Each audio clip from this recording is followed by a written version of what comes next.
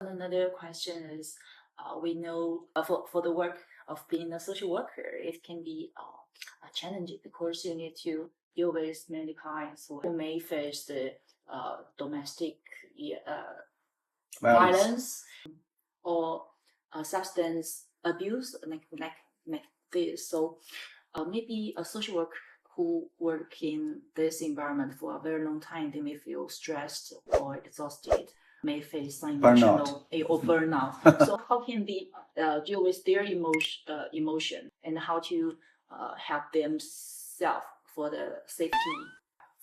Yeah.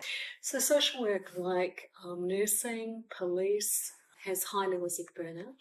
The difference is that social work, because we go into so many different fields, sometimes you'll see that social workers change fields. So they'll go, I really don't want to be in mental health anymore, and they might go to working with young people in schools, or they might go to the health. So they'll move it around. So that gives the possibility of being in social work for a long time and staying well.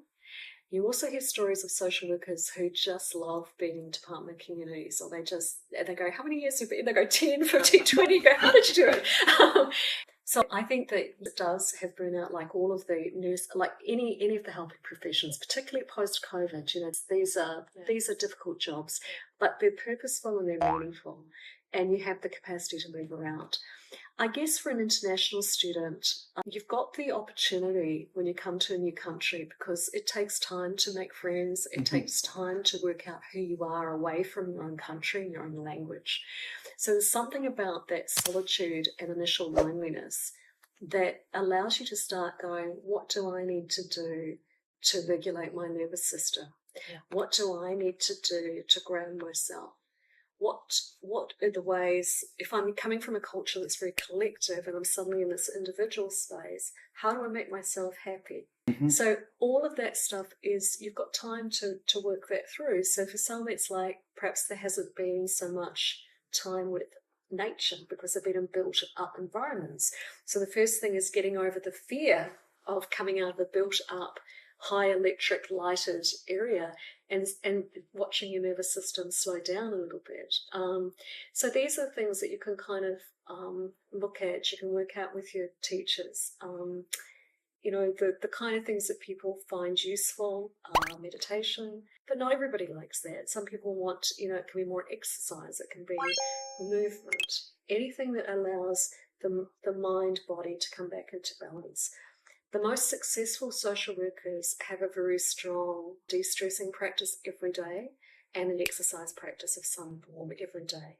And they get very good at consciously being able to regulate their emotions. So, for example, I was never really trained in terms of how to go into a very dangerous, violent situation by myself. But what I was trained in was being calm. And I was also trained in terms of going into a space and not being threatening, even if I had like the child protection skills. Say I was coming from a scary agency.